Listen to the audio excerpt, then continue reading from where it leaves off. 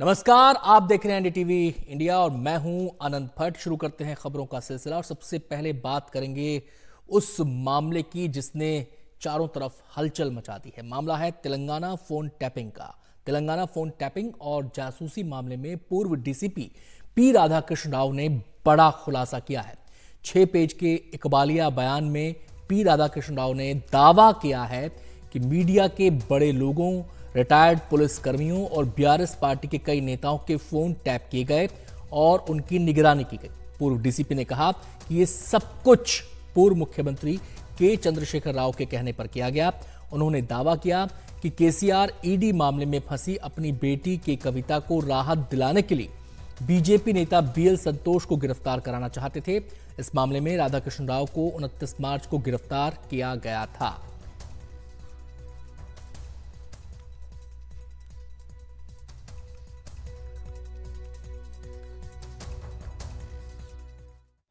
Hyderabad city task force के जो पूर्व डीसीपी थे राधाकिशन राव, उनका जो 6 पेज कन्फेशन रिपोर्ट है उसमें काफ़ी डैमेजिंग स्टेटमेंट्स हैं पूर्व मुख्यमंत्री केसीआर के खिलाफ। वो बार बार पेद्दायना की बात करते हैं। पेद्दायना यानी कि जो बुजुर्ग हैं उनकी बात करते हैं और कहते हैं कि केसीआर जी के कहने पर ही बहुत सारे लोगों पर फ़ोन टैपिंग किया गया था और जो भी बीआरएस या टीआरएस जो पार्टी हुआ करती थी उसके खिलाफ काम कर रहे हैं या रिबल एक्टिविटी कर रहे हैं या कोई साजिश कर रहे हैं, अगर कोई डाउट होता है तो उनके ऊपर ये निगाह रखी जाती है, निगरानी रखी जाती है, उनके फ़ोन को टैप किया जाता है। इसमें एक और बात भी कही गई है कि क्योंकि बहुत सारे बिजनेसमैन, रियल एस्टेट वाले, उनको मालूम था कि ऐसे फ़ोन टैपिंग हो रहे हैं तो वो एनक्रिप्टेड जो मैसेजिंग सिग्नल्स होते हैं, सिग्नल या फिर व्हाट्सएप या स्नैपचैट, ऐसे प्लेटफॉर्म्स को यूज़ करने लगे और उसको भी मॉनिटर करने के लिए इन्होंने जो इंटरनेट प्रोटोकॉल जो डाटा रिकॉर्ड्स होते हैं उन पर निगरानी रखा और उनको कलेक्ट करते हुए लोगों को लिंक को एस्टेब्लिश करने की कोशिश की। इसमें 3 अहम चीज़ें कही जा सकती हैं। एक तो ये कि जो एमएलए विधायक के पोचिंग का जो आरोप पूर्व मुख्यमंत्री केसीआर ने लगाया था भाजपा पर और उस बीच उन्होंने बीएल संतोष को भी अरेस्ट करने की कोशिश की थी। अब ये राधाकिशन राव कह रहे हैं कि उनका मकसद यही था कि इस पूरे मामले में अगर बीएल संतोष को गिरफ्तार किया जाता है तो भाजपा पर प्रेशर पड़ेगा और उनकी बेटी को एनफोर्समेंट डायरेक्टरेट के केस से छुटकारा मिलेगा। ऐसा उनका सोच था, ऐसे राधाकिशन राव ने कहा है। दूसरी बात उन्होंने कहा है कि बहुत सारे मीडिया हाउसेस के जो चीफ हैं उनके फ़ोन्स को भी टैप किया गया था, जैसे कि एनटीवी या एबीएन, नरेंद्र चौधरी जी या फिर राधाकृष्णा, उनके फ़ोन्स को टैप किया गया। और एक और कन्फेशनल स्टेटमेंट भी आई है। भुजंग राव जो एक पुलिसकर्मी हुआ करते थे और इस स्पेशल ऑपरेशंस टीम में हुआ करते थे, ये कहा गया है कि हरीश राव जो पूर्व मंत्री थे केसीआर के कैबिनेट में और उनके नेव्यू भी हैं, उनका हाथ भी बताया जा रहा है कि उन्होंने कहा था कि प्रभाकर राव से बातचीत करें श्रवण से। श्रवण एक आई न्यूज़ के चीफ हैं और उनसे बातचीत संपर्क में रहने की बात की गई थी। प्रभाकर राव एक पूर्व आईपीएस ऑफिसर है जिनको इस मामले में प्राइम अक्यूज कहा गया है और उनके लिए रेड कॉर्नर नोटिस भी इशू हुई है और वो अभी तक अमेरिका में ही हैं। उन्होंने कहा था कि मैं कोई ट्रीटमेंट के लिए वहाँ पे गया हुआ हूँ और वापस आऊँगा, तो उनके लिए सर्च अभी है। लेकिन बताया ये जा रहा है कि प्रभाकर राव ने ही पूरी जो सेटअप की थी फ़ोन ट्रैपिंग की, वो किया था ताकि जो भी बीआरएस के जो एनिमीज़ हो सकते हैं उनको टैप किया गया था। न सिर्फ कांग्रेस के नेता बल्कि बीआरएस के खुद के नेताओं की भी फ़ोन टैप किए जा रहे थे उस दौरान। तो हमारे संवाददाता सुधीर की रिपोर्ट आप देख रहे थे। अगली खबर का रुख कर लेते हैं। महिलाओं से यौन उत्पीड़न के आरोपी प्रज्वल रेवन्ना का वीडियो मैसेज जारी होने के बाद एसआईटी हाई अलर्ट पर है। एसआईटी इस जांच में जुटी है कि रेवन्ना का ये वीडियो संदेश किस देश से जारी हुआ है। सोमवार को प्रज्वल रेवन्ना ने जो वीडियो जारी किया उसमें कहा था कि वो 31 मई को एसआईटी के सामने पेश हो जाएंगे। उन्होंने कहा कि उन पर लगे आरोप झूठे हैं, अदालत पर भरोसा है और विश्वास है कि वो अदालत के जरिए झूठे मामलों से बाहर आ जाएंगे। प्रज्वल का ये बयान एचडी देवगौड़ा की गुरुवार 23 मई को दी गई चेतावनी के 3 दिन बाद आया। देवेगौड़ा ने कहा था कि वो भारत लौट आएं और जांच का सामना करें। उन्होंने ये दावा भी किया कि इस मामले की जांच में उनके और उनके परिवार की तरफ से कोई दखल अंदाजी नहीं की जाएगी। ಯೂಟ್ಯೂಬ್ ನೋಡುವಂಥ ಸಂದರ್ಭದಲ್ಲಿ ನ್ಯೂಸ್ ಚಾನೆಲ್ ನೋಡುವಂಥ ಸಂದರ್ಭದಲ್ಲಿ ನನಗೆ ಈ ಮಾಹಿತಿ ದೊರಕುವಂಥ ಕೆಲಸ ಆಯಿತು. ಮಾಹಿತಿ ದೊರಕಿದ ಮೇಲೆ ನಂತರ SITನೂ ಕೂಡ I don't know anything about that, but yes, I also saw the video, and he has said that he will appear before the SIT at 10 o'clock in the morning, 31st. Then the legal process will continue. But would he be arrested? Would he be arrested, or what if he surrenders? No, if he surrender means, because there is already a blue corner notice, there is already 41A where he has to appear before the SIT. All these notices have been given, and charge sheet on so many things will be done later. Now we have to find out the truth. और सीधे हम रुक करेंगे, हमारे संवाददाता निहाल किदवई हमारे साथ जुड़ गए हैं तमाम डिटेल्स देने के लिए। निहाल, सवाल ये उठ रहा है कि रवन्ना इस समय कहां पर हैं। दूसरा सवाल ये कि वो SIT के सामने पेश होंगे या कोर्ट में जाकर कहीं सरेंडर तो नहीं कर देंगे। तीसरा सवाल ये भी है कि कहीं कोई शगुफा तो वो नहीं छोड़ रहे हैं या वाकई इस बात को लेकर गंभीर हैं। देखिए, प्रज्वल रेवन्ना कहाँ है, इसके बारे में किसी को कोई आधिकारिक तौर पर जानकारी नहीं है। सिर्फ ये एक जानकारी दी गई थी कि 27 अप्रैल को चुनाव के बाद प्रज्वल रेवन्ना जर्मनी चला गया अपने डिप्लोमेटिक पासपोर्ट के इस्तेमाल के बाद। जहां तक उसके कोर्ट में जाके आत्मसमर्पण करने का सवाल है, तो एक चीज़ मैं बिल्कुल साफ कर दूं कि प्रज्वल रेवन्ना के खिलाफ ब्लू कॉर्नर नोटिस जारी है। यानी जैसे ही वो किसी भी एयरपोर्ट पर जाएगा अंतर्राष्ट्रीय स्तर पर या देश में, फौरन इसकी जानकारी इंटरपोल को मिल जाएगी और इंटरपोल से वो CBI को जानकारी मिलेगी। और CBI चूंकि नोडल एजेंसी है देश के लिए, और ऐसे में CBI फिर ये जानकारी SIT को देगी।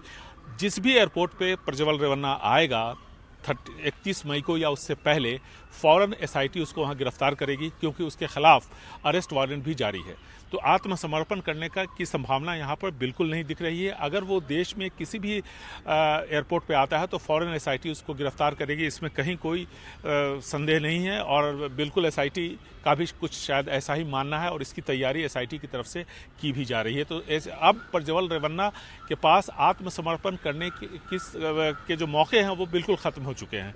जैसे ही वो इस देश की धरती पर किसी भी एयरपोर्ट पे आएगा, उसको फौरन गिरफ्तार कर लिया जाएगा।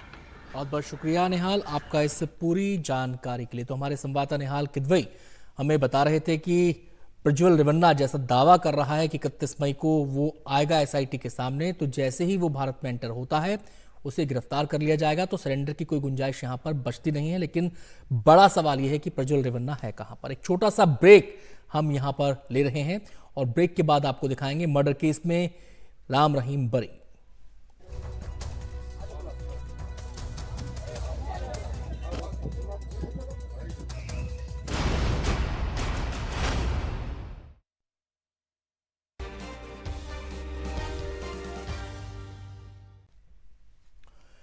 पांच की बात में अगली खबर का रुख करते हैं। डेरा सच्चा सौदा प्रमुख गुरमीत राम रहीम को रणजीत सिंह मर्डर केस में बरी कर दिया गया है। पंजाब हरियाणा हाईकोर्ट ने यह फैसला सुनाया है।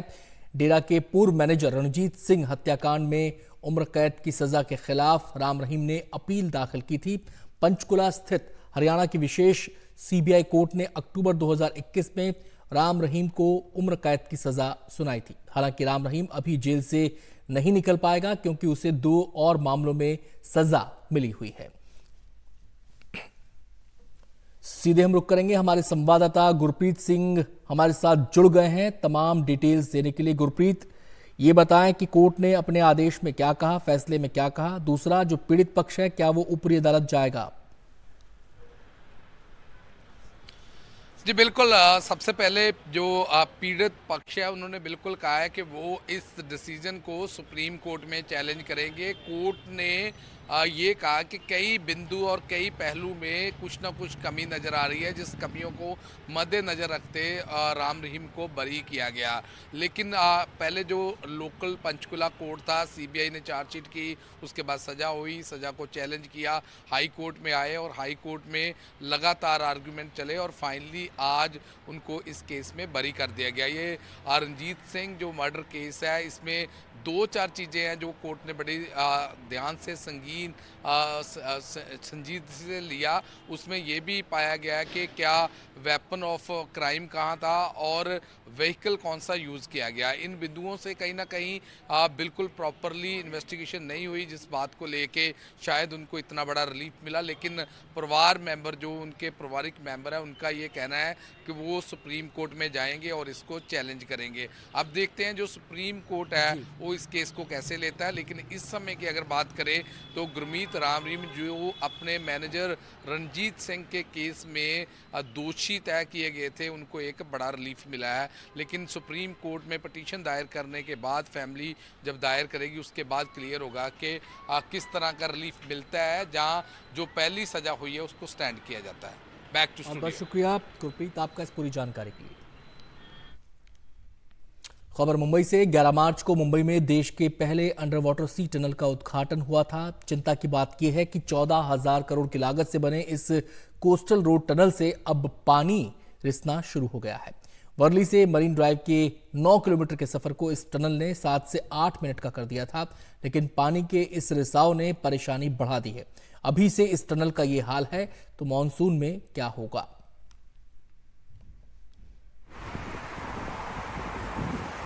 करीब 12,000 करोड़ से ज्यादा की लागत से तैयार हुआ मुंबई का महत्वाकांक्षी प्रोजेक्ट कोस्टल रोड के बाहर हम मौजूद हैं, क्योंकि इसको लेकर सरकार की किरकिरी हो रही है।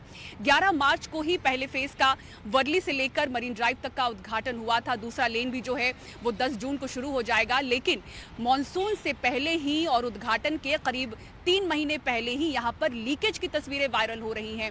ये जो आप सुरंग का हिस्सा देख रहे हैं वो करीब 2 किलोमीटर का है और देश की ये पहली सड़क है जो समंदर के नीचे बनी है। तो इसको लेकर सरकार ने कई क्रेडिट लेने की भी कोशिश की। विपक्ष हालांकि हमलावर है इन तस्वीरों के बाद, लेकिन आपको बता दें कि मुंबईकर इस दौरान कितनी राहत में थे। ये जो पूरा स्ट्रेच है, जो पहला फेज शुरू हुआ वर्ली से मरीन ड्राइव तक का, मुंबईकरों को करीब 40 मिनट का समय लगता था इसे तय करने में, जो अब घटकर 9 से 10 मिनट हो गया है।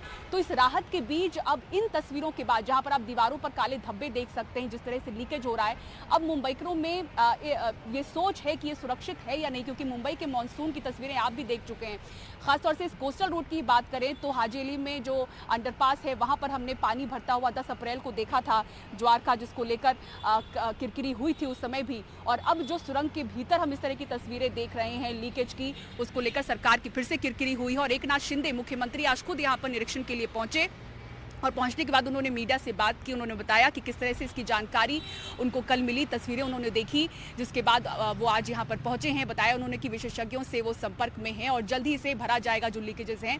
और उन्होंने वादा किया है कि मानसून के दौरान यहाँ पर पानी भरता हुआ लोग नहीं देखेंगे। और इसी के बीच जब आदित्य ठाकरे ने एक्स पर उन्होंने सवाल पूछा कि आखिर इतनी देरी उनको क्यों हो रही है दूसरे लेन को शुरू करने में, क्योंकि वर्ली से मरीन ड्राइव आने तक की लेन की शुरुआत हो चुकी है, जो दूसरा लेन है उसकी अभी तक शुरुआत नहीं हुई है। तो उसको लेकर भी मुख्यमंत्री ने वादा किया कि 10 जून को इसकी भी शुरुआत हो जाएगी। लेकिन इस सब के बीच मॉनसून में करीब 2 हफ्ते का ही समय बचा हुआ है और उससे पहले ये जो महत्वपूर्ण सुरंग का हिस्सा है 2 किलोमीटर का, उसके अंदर जिस तरह से दीवार से हर जगह से लीकेजेस हो रही हैं, उस लीकेज पर अभी सरकार की किरकिरी हो रही है, जिस पर एकनाथ शिंदे ने ये वादा किया है मुख्यमंत्री ने कि जल्द ही इसे ठीक कर लिया जाएगा। फिलहाल जांच चल रही है इस लीकेज की वजह को तलाशने के लिए। मुंबई से कैमरा पर्सन महेश हलवाई के साथ पूजा भारद्वाज, एनडीटीवी इंडिया।